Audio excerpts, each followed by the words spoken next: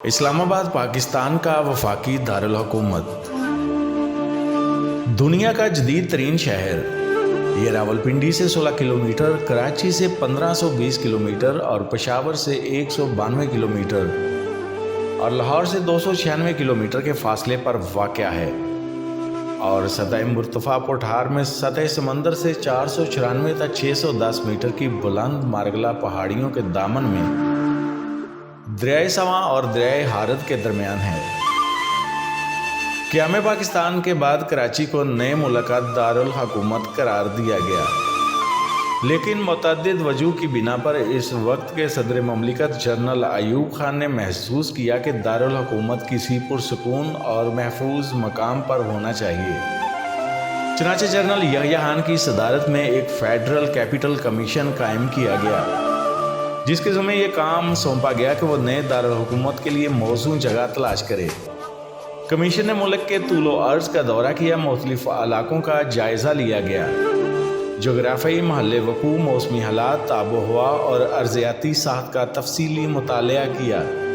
وسیع پیمانے پر تشہیر کی گئی کہ نئے دارالحکومت کا نام تجویز کرنے والے کو نقد انعام دیا جائے گا۔ وادی پٹھار کے اس گمنام اور بے آب و گیا خطے کے حق میں فیصلہ دیا گیا۔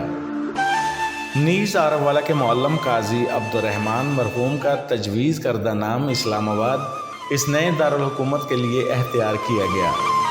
موضوع جگہ کا انتخاب کرنے کے بعد اگلا مرحلہ اس نئے شہر کی نقشہ سازی، تعمیر اور ماسٹر پلان بنانے کا آیا۔ کمیشن کی سفارشات کے مطابق یونان کی تعمیراتی فرم ڈاکسیا ڈس پونٹی اور ایڈورڈ ڈیورل سٹون کو دعوت دی گئی۔ یہ ماسٹر پلان بلا شبہ انتہائی جدید اور خوبصورت تھا۔ اس وقت کے اقوام متحدہ کے سیکرٹری جنرل اوتھان نے اس شہر کی خوبصورتی سے متاثر ہو کر اسے ایشیا کا برازیل کہا۔ اس کو دارالحکومت بنانے کا فیصلہ 1959 میں ہوا تھا۔ اب کمیشن کا نام بدل کر کیپٹل ڈیولپمنٹ اتھارٹی رکھ دیا گیا۔